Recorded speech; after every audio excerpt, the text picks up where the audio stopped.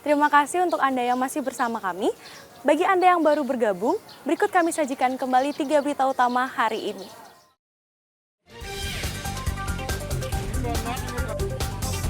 Puluhan rumah warga terendam banjir di Jembrana.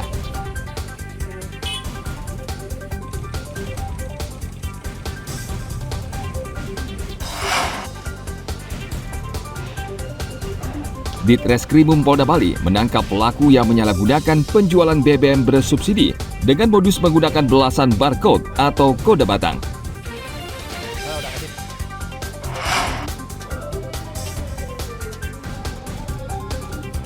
Ratusan pemilik mobil kuno menggelar touring dan singgah ke sejumlah objek wisata.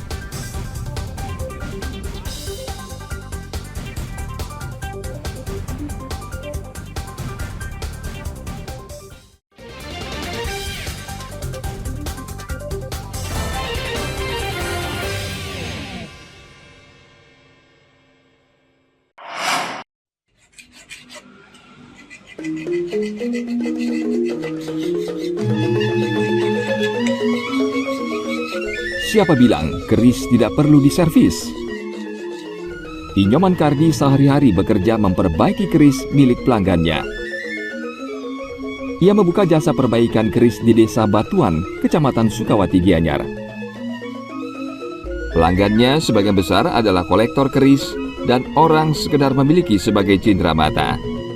Yang menarik ternyata sebagian pelanggannya adalah kolektor keris dari mancanegara. Menurut Kardi, pada bulan-bulan tertentu, mereka datang membawa keris untuk diperbaiki. Jadinya orang ke sini mau restorasi kerisnya, ada yang masih kotor, terus kita warangin, ada sarungnya yang rusak, ada yang patah, jadinya kita perbaiki biar bersih seperti dulu. Kalau membersihkan sebilah keris sekarang harganya 150.000.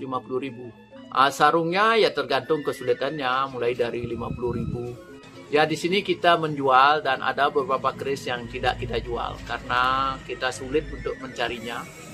Kalau dari mancanegara, dari berbagai negara, orang itu suka tentang keris kecuali Jepang karena dia punya sejarah tentang samurai. Negara yang suka sekarang ada Prancis, Kanada, Amerika, Rusia, Jerman, Belanda. Orang yang sudah tahu sejarahnya, dia cenderung memilih keris yang berkualitas. Ada juga yang suka cuma untuk souvenir, biar bawa aja keris. Itu keris yang mungkin harganya terjangkau mulai dari 400.000. Jasa yang ditawarkan Kardi antara lain pembersihan keris, perbaikan sarung yang rusak, hingga memperbaiki keris yang patah. Uang jasa perbaikan dipatok mulai dari 50 hingga 150.000 rupiah per keris. Selain jasa perbaikan keris, Kardi juga menjual berbagai macam ukuran keris Bali dengan harga yang paling murah 400.000 rupiah hingga ratusan juta rupiah. Keris Bali atau keris pada umumnya bukan hanya sekedar senjata untuk melindungi diri, namun juga merupakan karya seni yang syarat dengan mitologi dan dipercaya memiliki kekuatan magis. Ana Agung Gede Agung melaporkan dari Kabupaten Gianyar.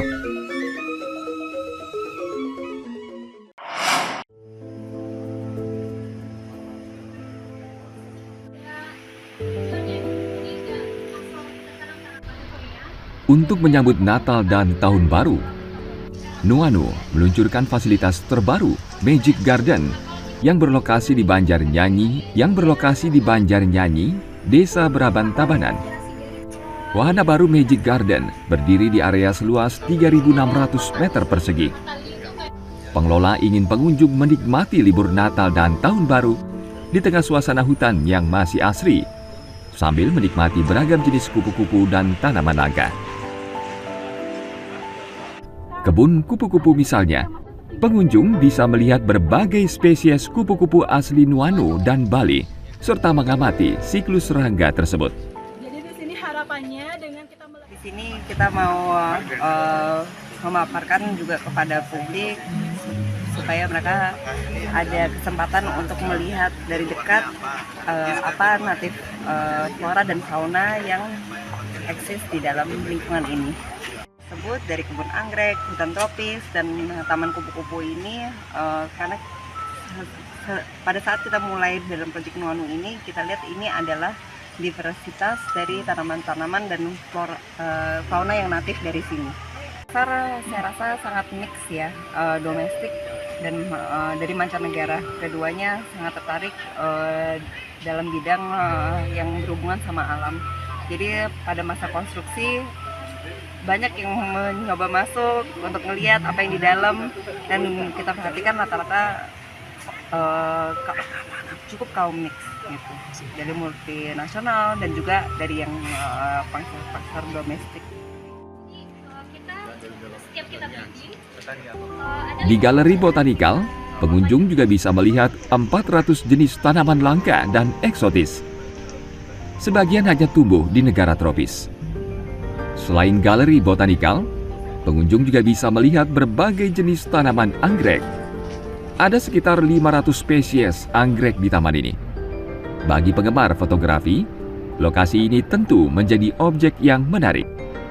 Harga tiket masuk ke Magic Garden dipatok Rp150.000 per orang. Dengan tiket tersebut, pengunjung bisa menjelajah warisan alam dan flora fauna Bali yang indah dan langka. Tim Liputan melaporkan dari Kabupaten Tabanan.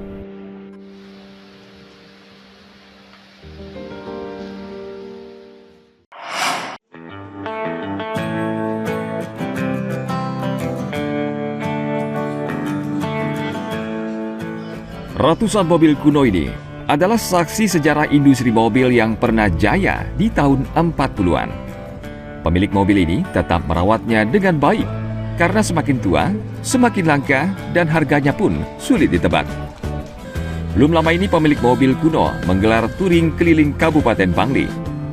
Mereka menyusuri jalan dan singgah ke sejumlah objek wisata seperti Desa Penglipuran Bangli.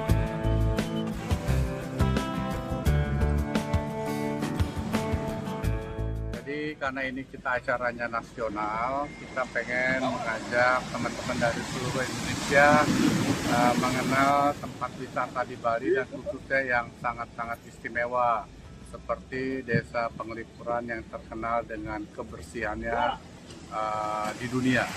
Juga sebagian kita ajak ke Kintamani, ke Museum Geopark. Kenapa? Museum Geopark itu sangat indah walaupun banyak orang belum tahu. Jadi misi kita adalah bagaimana teman-teman ini sambil berwisata, sambil merayakan ulang tahun, tapi juga menikmati tempat-tempat wisata yang indah-indah. Peserta touring tidak hanya dari Bali, namun juga dari luar Bali, sehingga kegiatan ini secara tidak langsung mempromosikan objek wisata yang mereka singgahi. Kenapa Pak? Karena kita tahu mobil-mobil tua yang ada di Indonesia atau di seluruh dunia nanti gitu. Ini berkunjung ke objek pariwisata ini menurut Bapak menguntungkan nggak Pak? Ada kunjungan lagi Pak? Ya menguntungkan sekali bagi Desa Penglipuran, kan lebih dikenal jadinya Desa Penglipuran.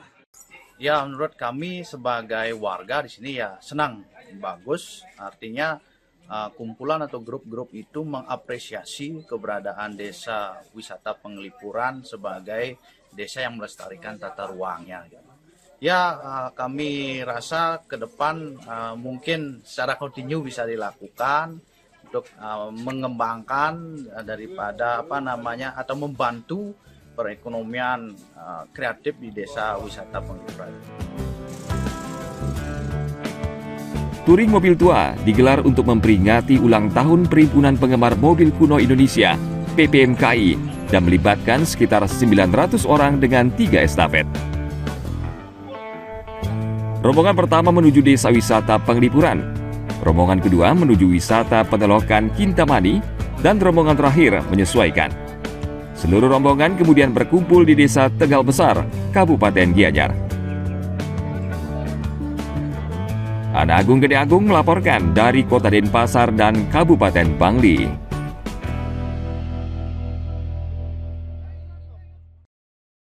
Informasi tadi mengakhiri jumpa kita pada hari ini.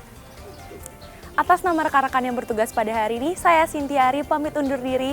Sampai jumpa, matur suksema.